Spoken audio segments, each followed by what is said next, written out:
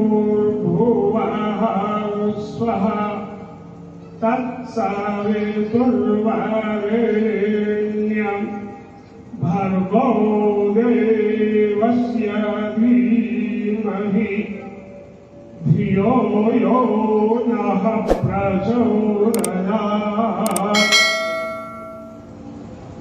यजुर्वेद के 36वें अध्याय का यह तीसरा मंत्र है। इस मंत्र का मंत्रता ऋषि विश्वामित्र है। इस मंत्र का देवता सविता है और यह मंत्र 27 अक्षरों में देवी बृहति निश्चित गायत्री छंद में बंधा हुआ है। दैवत स्वर इसको मानते हैं। ऋषि देवता छंद और स्वर से बंधे हुए जिसको हम गायत्री गुरु मंत्र कहते हैं, उनका संहिता पाठ ये हम लोगों ने अभी किया। इसका पद पाठ होता है ओम भूर्भुवः स्वः तत्सवितुर्वरेण्यं भर्गः देवस्य धीमहि धियः यः नः प्रचोदयात्। क्रम पाठ में 3-3 अक्षरों को पढ़ के फिर अगले अक्षर को पकड़ के पिछले एक अक्षर को छोड़ के बढ़ने का नाम क्रम पाठ है। भूर्भुवः स्वः भुवः स्वः स्वः तत्सवितुर्वरेण्यं सवितुर्वरेण्यं भर्गो देवस्य धीमहि धियो यो नः प्रचोदयात् घर पाठ में ओम भूर्भुवः स्वः भूर्भुवः स्वः तत्सवितुर्वरेण्यं तत्सवितुर्वरेण्यं भर्गो देवस्य धीमहि देवस्य भर्गो देवस्य धीमहि धियो यो नः धियो यो नः प्रचोदयात् नः यो नः प्रचोदयात्। अनुलोम विलोम पाठ भी कुछ विद्वानों ने लिखा ओम प्रचोदयात् नः यो धीमहि देवस्य भर्गो वरेण्यं भूर्भुवः स्वः तत्सवितुर्वरेण्यं भर्गो देवस्य धीमहि धियो यो नः प्रचोदयात्। त्रित्व पाठा 3-3 बार एक अक्षर को बोलने का भी आता है। ओम भूर्भुवः स्वः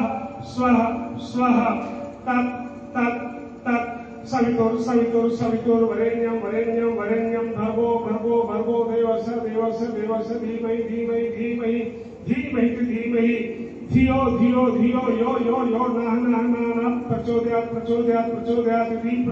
यो नः प्रचोदयात् ऐसे प्रकृति पाठ के अंदर वेद मंत्रों को याद करने के लिए पाठ की परंपरा थी।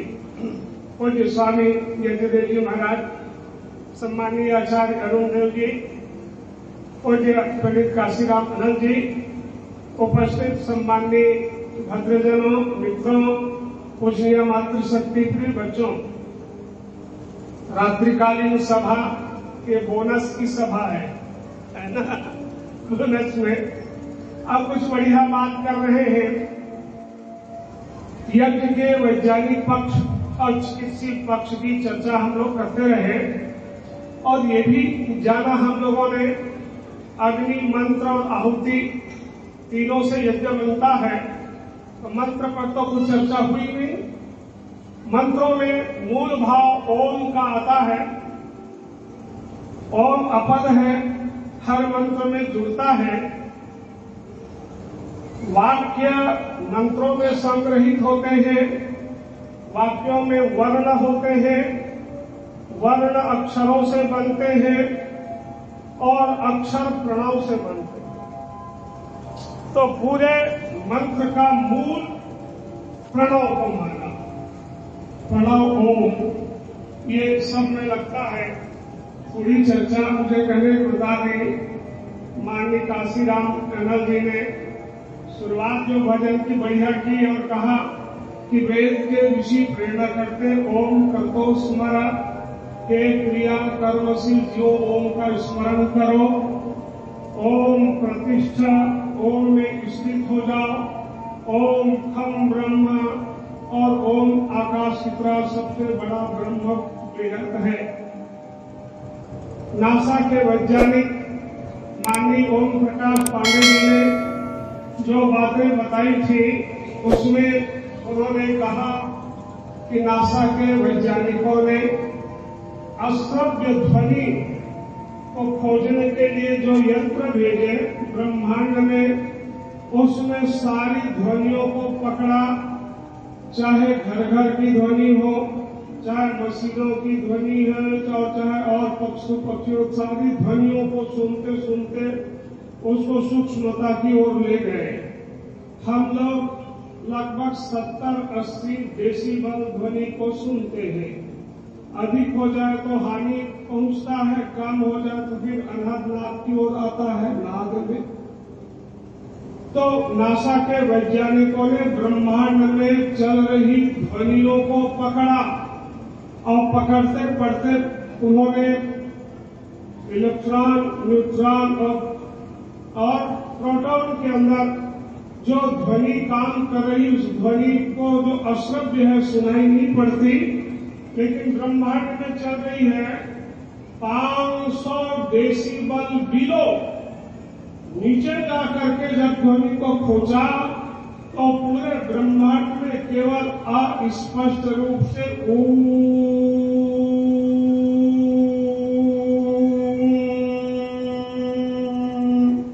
यही ध्वनि गूंज रही है। नासा के वैज्ञानिक इसलिए इसको नहीं खोलते कि सांप्रदायिकता और उसके कारण जो है सारा चीज को मच जाएगा, लेकिन पूरे ब्रह्मांड में सूर्य जो है वो 36 स्वर और 72 व्यंजन निरंतर बोल रहा है। ऐसा सारा प्रयोग उन लोगों ने पाया और ओम ध्वनि को मूल पाया। तो हम लोग कई बार कहते हैं भैया ओम, स्वामी दयानंद जी ने तो सत्यार्थ प्रकाश का प्रारंभ भी किया कि परमात्मा का सर्वोत्तम, मुख्य और निज नाम ओम है। इस ओम नाम में ही उसके सारे नाम समाहित हो जाते हैं। इसलिए सर्वे वेदा यत्पदन्ति यामन्ति यदन्ति सर्वं ब्रह्मचर्यं चरन्ति तत्ते पदं संग्रहे ब्रवीमि ओम इति तत्। सारे सन्यासी, यति, मुनि, वादी, गुणधर सब लोग जिस पद का गान करते उस पद का मूल क्या है? ओम है। ओम इत्यक्षरम ब्रह्म, सारी बातें कही। और इसलिए रात्रि वेला में चलो आज और कुछ औषधियों की चर्चा करते, बहुत हो गए, ओम पर ही कुछ चर्चा कर दे। तब देखो, एक तर्कवादी व्यक्ति एक पंडित जी के पास में गया और जाकर के पूछा, पंडित जी बताओ कौन देवता सबसे बड़ा है ना? बड़ा और खड़ा की तुकबंदी में ये उत्तर चलेगा। और कहा हम देखते हैं कि सभी देवता कोई न कोई आधार लिए हुए, कोई चूहा पे चलता है, कोई गरुड़ पे चलता है, कुछ और किसी में चलता है, कुछ ही कमल फूल पे खड़ा है, कोई शेषनाग पर है। तो उसने पूछा कि बताओ कौन देवता सबसे बड़ा? पंडित ने विचार करके कहा ब्रह्मा देवता सबसे बड़ा। ब्रह्मा जी सबसे बड़े थे, ब्रह्मा का वो तो मानते ज्यादा। तो जब उनका ब्रह्मा जी सबसे बड़ा, तो तर्कवादी ने कहा ब्रह्मा जी सबसे बड़ा तो कमल फूल पर क्यों खड़ा? जिस पर खड़ा वो बड़ा। पंडित जी ने कहा चलो ब्रह्मा जी का नंबर कट रहा, कमल फूल का नंबर आ गया। तो कहा नहीं, कमल पर खड़ा रहा। तो कहा ये कमल भी विष्णु की नाभि से अड़ा। कमल फूल की नाल कहा? तो विष्णु की नाभि से अड़ा। तो विष्णु जी उससे बड़ा, विष्णु जी सबसे बड़ा, तो शेषनाग पर क्यों पड़ा? जिस पर पड़ा वो सबसे बड़ा, शेषनाग बड़ा। जब कहा शेषनाग बड़ा सबसे, तो उसने कहा शेषनाग सबसे बड़ा, तो शंकर के गले में क्यों पड़ा? जिसके गले में पड़ा वो बड़ा। तो जी शंकर जी सबसे बड़ा, शंकर जी सबसे बड़ा, तो कैलाश पर्वत पर क्यों खड़ा? और तो जगह नहीं मिली, जिस पर खड़ा वो बड़ा। पंडित ने कहा कैलाश पर्वत को बड़ा बनाओगे? नहीं, कैलाश पर्वत बड़ा होता तो उसको तो हनुमान जी ले उड़ा, तो जो ले उड़ा वो बड़ा, सबसे बड़ा। तो हनुमान जी सबसे बड़ा, कहा हनुमान जी सबसे बड़ा, तो राम जी के चरणों में क्यों पड़ा? जिसके चरणों में पड़ा वो सबसे बड़ा। लो जी राम जी सबसे बड़ा, तर्कवादी राम जी सबसे बड़ा, तो रावण से क्यों लड़ा? बड़ा था तभी लड़ा। अरे रावण को बड़ा बनाओगे? नहीं, रावण बड़ा होता तो सीता माई को क्यों ले उड़ा?